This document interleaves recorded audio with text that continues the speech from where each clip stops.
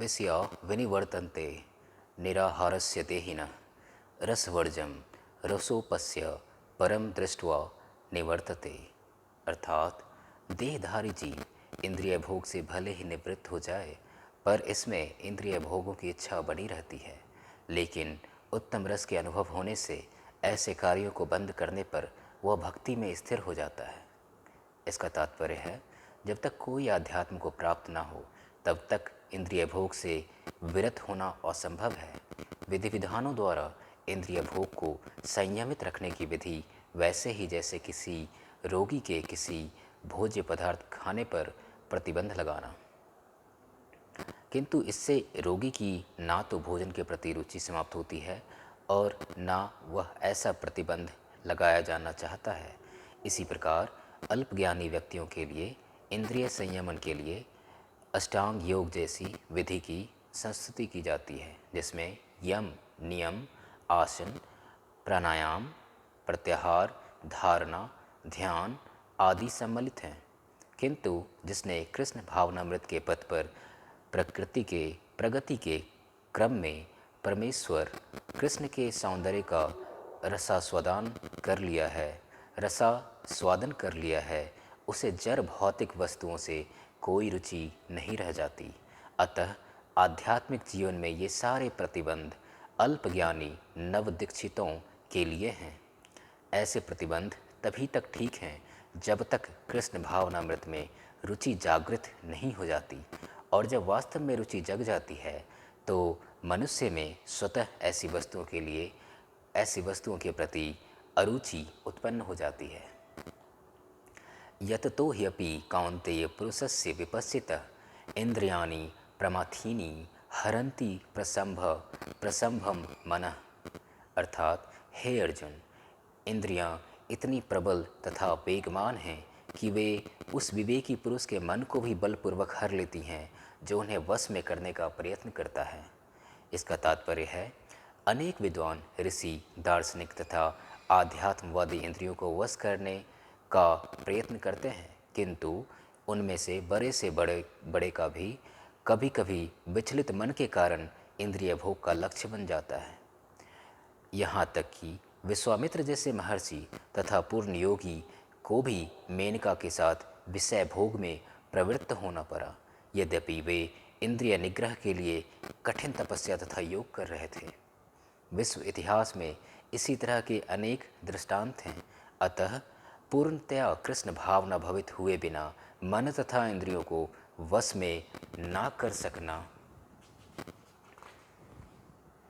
अत्यंत कठिन है। मन तथा इंद्रियों को वश में कर सकना अत्यंत कठिन है।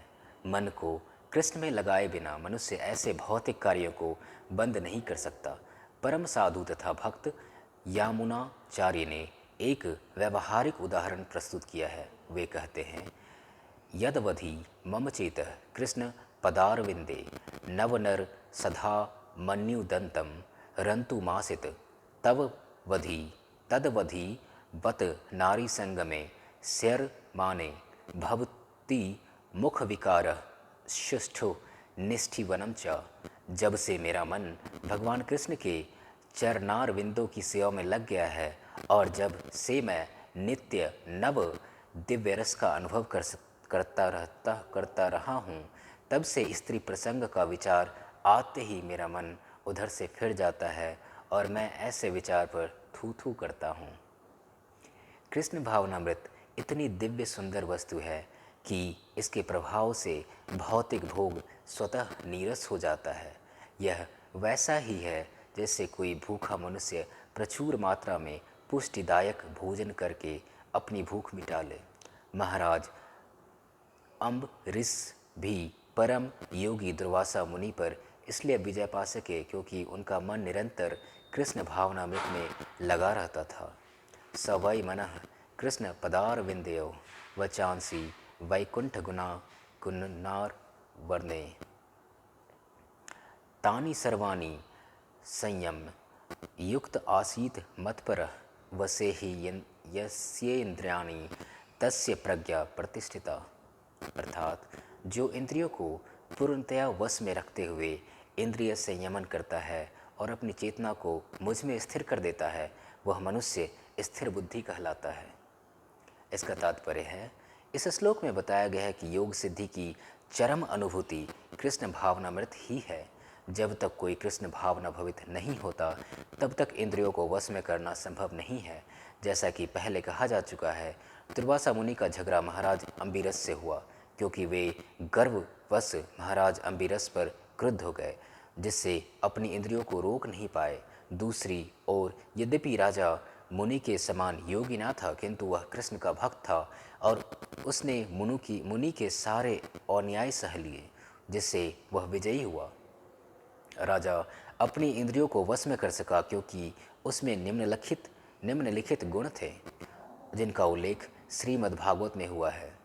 सौ वै मनः कृष्ण पदार विंदयोर वचांसी वैकुंठ गुणा नुर्वने करौ हरेर मंदिर मार्जना दिशु श्रुतिम चकारा च्युत सक्त थोदे मुकुंद लिंगाय दर्शने दृशौ तद भृत्य गात्र स्पर्शे संगमम घ्राणम च तत्पाद सरोज सौरभे श्री मतुलस्य रसनाम तदर्पिते पादौ हरे क्षेत्र पदा नूर्सर्पणे शिरो हृषि केश पदाभिवंदने कामं च दास्ये नातु काम काम्यया यथोत्तम श्लोक जनाश्रयारति।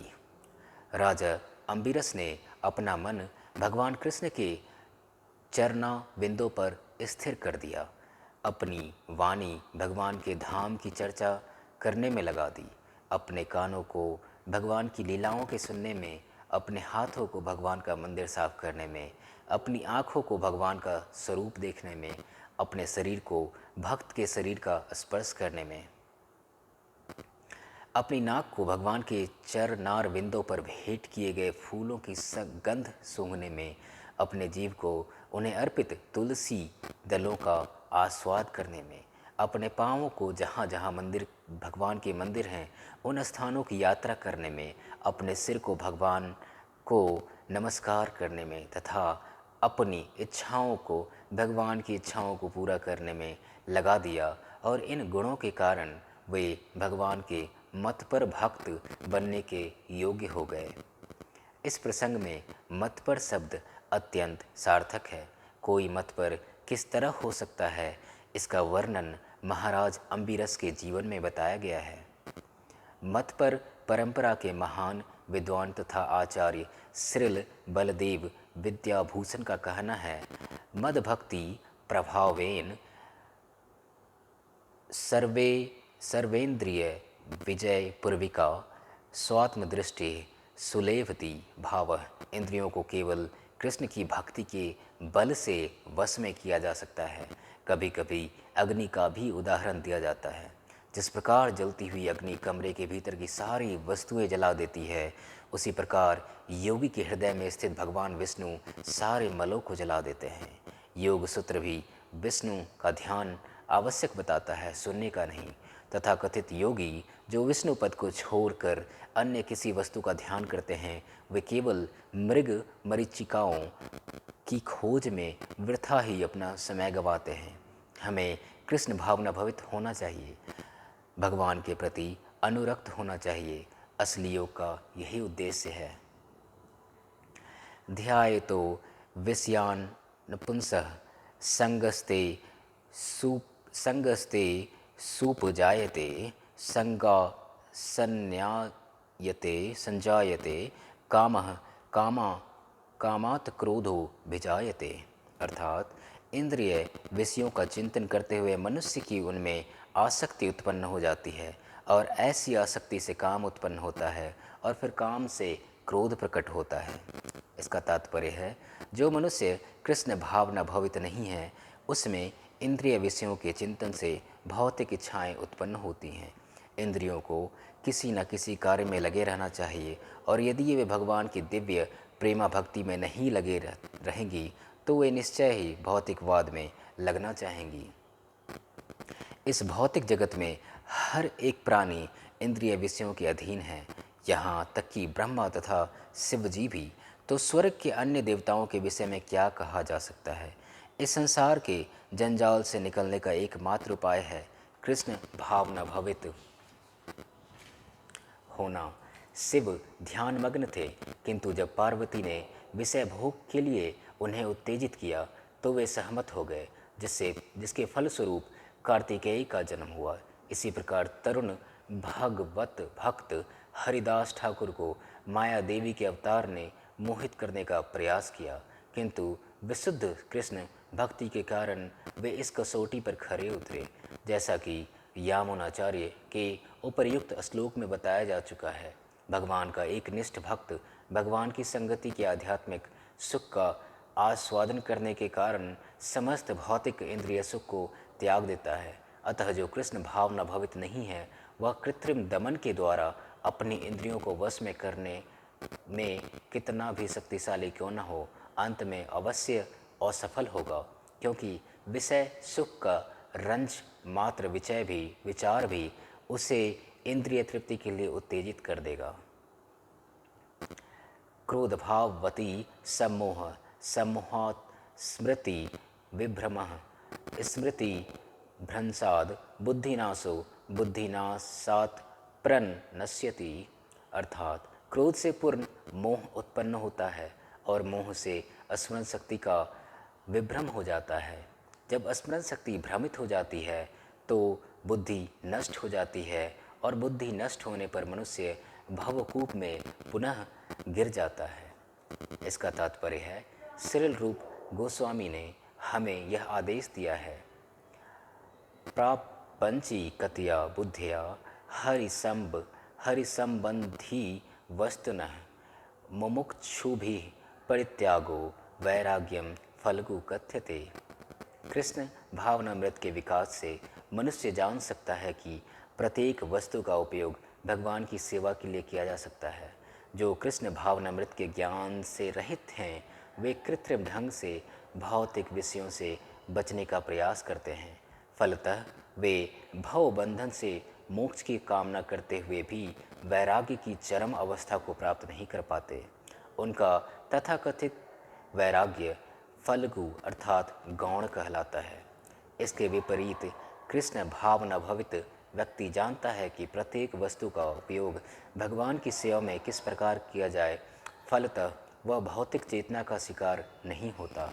उदाहरणार्थ, निर्विशेषवादी के अनुसार भगवान निराकार होने के कारण भोजन नहीं कर सकते, अतः वह अच्छे खाद्यों से बचता रहता है, किंतु भक्त जानता है कि कृष्ण परम भोक्ता हैं और भक्तिपूर्वक उन पर जो भी भेंट चढ़ाई जाती है उसे वे खाते हैं। अतः भगवान को अच्छा भोजन चढ़ाने के बाद भक्त प्रसाद ग्रहण करता है।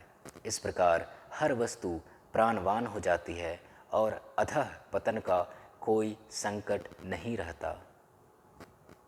भक्त कृष्ण भावनामृत में रहकर प्रसाद ग्रहण करता है, जबकि अभक्त इसे पदार्थ के रूप में तिरस्कार कर देता है। अतः निर्विशेषवादी अपने कृत्रिम त्याग के कारण जीवन को भोग नहीं पाता और यही कारण है कि मन के थोड़े से विचलन से वह भवकूप में पुनः आ गिरता है। कहा जाता है कि मुक्ति के स्तर तक पहुंच जाने पर भी ऐसा जीव नीचे गिर जाता है, क्योंकि उसे भक्ति का कोई आश्रय नहीं मिलता। राग द्वेष विमुक्तैस्तु विषयानिन्द्र यैश्चरन् आत्मवश्ये विर्ध्येयात्मा प्रसादमधिगच्छति। इसका अर्थ है, किंतु समस्त राग तथा द्वेष से मुक्त एवं अपनी इंद्रियों को संयम द्वारा वश में करने में समर्थ व्यक्ति भगवान की पूर्ण कृपा प्राप्त कर सकता है। तात्पर्य, यह पहले ही बताया जा चुका है कि कृत्रिम विधि से इंद्रियों पर बाह्य रूप से नियंत्रण किया जा सकता है, किंतु जब तक इंद्रियां भगवान की दिव्य सेवा में नहीं लगाई जाती तब तक नीचे गिरने की संभावना बनी रहती है। यद्यपि पूर्णतया कृष्ण भावना भवित व्यक्ति ऊपर से विषयी स्तर पर क्यों न दिखें, किंतु कृष्ण भावना भवित होने से वह विषय कर्मों से आसक्त नहीं होता। उसका एकमात्र उद्देश्य तो कृष्ण को प्रसन्न करना रहता है, अन्य कुछ नहीं। अतः वह समस्त आसक्ति तथा विरक्ति से मुक्त होता है। कृष्ण की इच्छा होने पर भक्त सामान्यतः अवांछित कार्य भी कर सकता है, किंतु यदि कृष्ण की इच्छा नहीं है तो वह उस कार्य को भी नहीं करेगा जिससे वह सामान्य रूप से अपने लिए करता हो। अतः कर्म करना या ना करना उसके वश में रहता है, क्योंकि वह केवल कृष्ण के निर्देश के अनुसार ही कार्य करता है। यही चेतना भगवान की अहेतुकी कृपा है, जिसकी प्राप्ति भक्त को इंद्रियों में आसक्त होते हुए भी हो सकती है। प्रसादे सर्वदुखानां हानि रस्योपजायते प्रसन्नचेतसो ह्यासु बुद्धि परिवतिष्ठते। इसका अर्थ है, इस प्रकार से कृष्ण भावनामृत में तुष्टि व्यक्ति के लिए संसार के तीनों पाप नष्ट हो जाते हैं, और ऐसी तुष्ट चेतना होने पर उसकी बुद्धि शीघ्र ही स्थिर हो जाती है। नास्ति बुद्धि रयुक्तस्य न चायुक्तस्य भावना न चाभावयत शांति र शांत्य कुतः सुखम। अर्थात जो कृष्ण भावनामृत में परमेश्वर से संबंधित नहीं है, उसकी ना तो बुद्धि दिव्य होती है और ना ही मन स्थिर होता है, जिसके बिना शांति की कोई संभावना नहीं है। शांति के बिना सुख हो भी कैसे सकता है। इसका तात्पर्य है, कृष्ण भावना भवित हुए बिना शांति की कोई संभावना नहीं हो सकती। अतः 5वें अध्याय में इसकी पुष्टि की गई है, जबकि जब मनुष्य यह समझ लेता है कि कृष्ण ही यज्ञ तथा तपस्या के उत्तम फलों के एकमात्र भोक्ता हैं और समस्त ब्रह्मांड के स्वामी हैं तथा वे समस्त जीवों के असली मित्र हैं, तभी उसे वास्तविक शांति मिल सकती है। अतः यदि कोई कृष्ण भावना भवित नहीं है तो उसके मन का कोई अंतिम लक्ष्य नहीं हो सकता। मन की चंचलता का एकमात्र कारण अंतिम लक्ष्य का अभाव है। जब मनुष्य को मन की चंचलता का एकमात्र कारण अंतिम लक्ष्य का अभाव है, जब मनुष्य को यह पता चल जाता है कि कृष्ण ही भोक्ता, स्वामी तथा सबके मित्र हैं, तो स्थिर चित्त होकर शांति का अनुभव किया जा सकता है। अतएव जो कृष्ण से संबंध ना रखकर कार्य में लगा रहता है, वह निश्चय ही सदा दुखी और अशांत रहेगा। भले ही वह जीवन में शांति तथा आध्यात्मिक उन्नति का कितना ही दिखावा क्यों ना करे, कृष्ण भावनामृत स्वयं प्रकट होने वाली शांतिमयी अवस्था है, जिसकी प्राप्ति कृष्ण के संबंध से ही हो सकती है।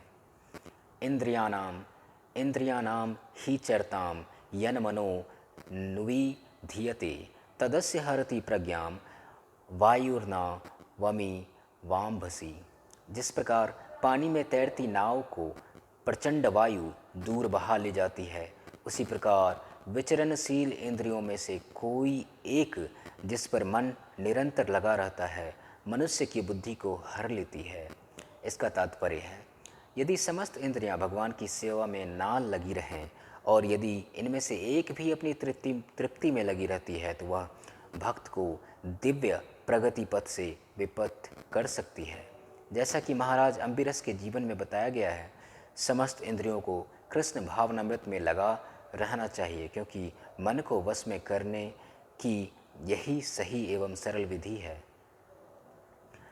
तस्माद्यस्य महाबाहो निगृहीतानि सर्वशः इंद्रियाणीन्द्रियावृभेभ्यः तस्य प्रज्ञा प्रतिष्ठिता। अर्थात, अतः हे महाबाहु, जिस पुरुष की इंद्रियां अपने अपने विषयों से सब प्रकार से विरत होकर उसके वश में हैं, उसी की बुद्धि निसंदेह स्थिर है। इसका तात्पर्य है, कृष्ण भावनामृत के द्वारा या सारी इंद्रियों को भगवान की दिव्य प्रेमा भक्ति में लगाकर इंद्रिय तृप्ति की बलवती शक्तियों को दमित किया जा सकता है। जिस प्रकार शत्रुओं का दमन श्रेष्ठ सेना द्वारा किया जाता है, उसी प्रकार इंद्रियों का दमन किसी मानवीय प्रयास के द्वारा नहीं, अपितु उन्हें भगवान की सेवा में लगाए रहकर किया जा सकता है। जो व्यक्ति यह हृदयंगम कर लेता है कि कृष्ण भावनामृत के द्वारा बुद्धि स्थिर होती है और इस कला का अभ्यास प्रामाणिक गुरु के पथ प्रदर्शन में करता है, वह साधक अथवा मोक्ष का अधिकारी कहलाता है। या निशा सर्वभूतानां तस्यां जागृति संयमे यस्यां प्रजागृति भूतानि सा निशा पश्यतो मुनेः। अर्थात जो सब जीवों के लिए रात्रि है वह आत्म संयमी के जागने का समय है, और जो समस्त जीवों के जागने का समय है वह आत्मनिरीक्षक मुनि के लिए रात्रि है। इसका तात्पर्य है, बुद्धिमान मनुष्यों की दो श्रेणियां हैं। एक श्रेणी के मनुष्य इंद्रिय तृप्ति के लिए भौतिक कार्य करने में निपुण होते हैं, और दूसरी श्रेणी के मनुष्य आत्मनिरीक्षक हैं जो आत्म साक्षात्कार के अनुशीलन के लिए जागते हैं। विचारवान पुरुषों या आत्मनिरीक्षक मुनि के कार्य भौतिकता में लीन पुरुषों के लिए रात्रि के समान है। भौतिकवादी व्यक्ति ऐसी रात्रि में अनभिज्ञता के कारण आत्म साक्षात्कार के प्रति सोए रहते हैं। आत्मनिरीक्षक मुनि भौतिकवादी पुरुषों की रात्रि में जागे रहते हैं। मुनि को आध्यात्मिक अनुशीलन की क्रमिक उन्नति में दिव्य आनंद का अनुभव होता है, किंतु भौतिकवादी कार्यों में लगा व्यक्ति आत्म साक्षात्कार के प्रति सोया रहकर अनेक प्रकार के इंद्रिय सुखों का स्वप्न देखता है और उसी सुप्तावस्था में कभी सुख तो कभी दुख का अनुभव करता है। आत्मनिरीक्षक मनुष्य भौतिक सुख तथा दुख के प्रति अन्य मनस्क रहता है। वह भौतिक घातों से विचलित रहकर आत्म साक्षात्कार के कार्यों में लगा रहता है। आपूर्यमान मचल प्रतिष्ठम समुद्र मापः प्रविशन्ति यद्वत् तद्वत् कामा यम प्रविशन्ति सर्वे सो शांति मापनोति न काममामि। इसका अर्थ है, जो पुरुष समुद्र में निरंतर प्रवेश करती रहने वाली नदियों के समान इच्छाओं के निरंतर प्रवाह से विचलित नहीं होता और जो सदैव स्थिर रहता है, वही शांति प्राप्त कर सकता है। वह नहीं जो ऐसी इच्छाओं को तुष्ट करने की चेष्टा करता हो।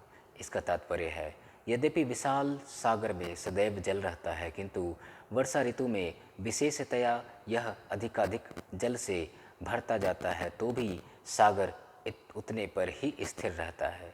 ना तो वह विक्षुब्ध होता है और न तट की सीमा का उल्लंघन करता है। यही स्थिति कृष्ण भावना भवित व्यक्ति की है। जब तक मनुष्य शरीर है तब तक इंद्रिय तृप्ति के लिए शरीर की मांगे बनी रहेंगी, किंतु भक्त अपनी पूर्णता के कारण ऐसी इच्छाओं से विचलित नहीं होता। कृष्ण भावना भवित व्यक्ति को किसी वस्तु की आवश्यकता नहीं होती, क्योंकि भगवान उसकी सारी आवश्यकताएं पूरी करते रहते हैं। अतः वह सागर के तुल्य होता है, अपने में सदैव पूर्ण। सागर में गिरने वाली नदियों के समान इच्छाएं उसके पास आ सकती हैं, किंतु वह अपने कार्य में स्थिर रहता है और इंद्रिय तृप्ति की इच्छा से रंच भर भी विचलित नहीं होता। कृष्ण भावना भवित व्यक्ति का यही प्रमाण है। इच्छाओं के होते हुए भी वह कभी इंद्रिय तृप्ति के लिए उन्मुख नहीं होता। चूँकि यह भगवान की दिव्य प्रेमा भक्ति में तुष्ट रहता है, अतः वह समुद्र की भांति स्थिर रहकर पूर्ण शांति का आनंद उठा सकता है। किंतु दूसरे लोग जो मुक्ति की सीमा तक इच्छाओं की पूर्ति करना चाहते हैं, फिर भौतिक सफलताओं का क्या कहना, उन्हें कभी शांति नहीं मिल पाती। कर्मी, मुमुक्ष तथा वे योगी सिद्धि के कामी हैं, ये सभी अपूर्ण इच्छाओं के कारण दुखी रहते हैं, किंतु कृष्ण भावना भवित पुरुष भगवत सेवा में सुखी रहता है और उसकी कोई इच्छा नहीं होती। वस्तुतः वह तो तथाकथित भव बंधन से मोक्ष की भी कामना नहीं करता। कृष्ण के भक्तों की कोई भौतिक इच्छा नहीं रहती, इसलिए वे पूर्ण शांत रहते हैं। विहाय कामान्य सर्वानु मांश्चरति निष्पिरः निर्ममो निरंकार सौ शांति मधिगच्छति। अर्थात जिस व्यक्ति ने इंद्रिय तृप्ति की समस्त इच्छाओं का परित्याग कर दिया है, जो इच्छाओं से रहित रहता है और जिसने सारी ममता त्याग दी है तथा अहंकार से रहित है, वही वास्तविक शांति को प्राप्त कर सकता है।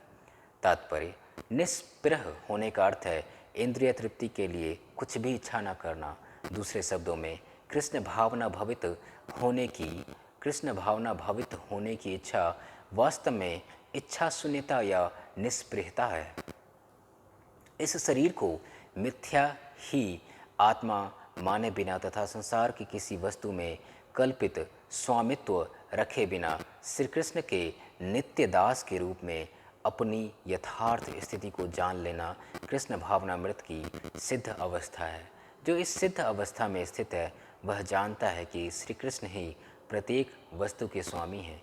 अतः प्रत्येक वस्तु का उपयोग उनकी तुष्टि के लिए किया जाना चाहिए। अर्जुन आत्मतुष्टि के लिए युद्ध नहीं करना चाहता था, किंतु जब वह पूर्ण रूप से कृष्ण भावना भवित हो गया तो उसने युद्ध किया, क्योंकि कृष्ण चाहते थे कि वह युद्ध करे।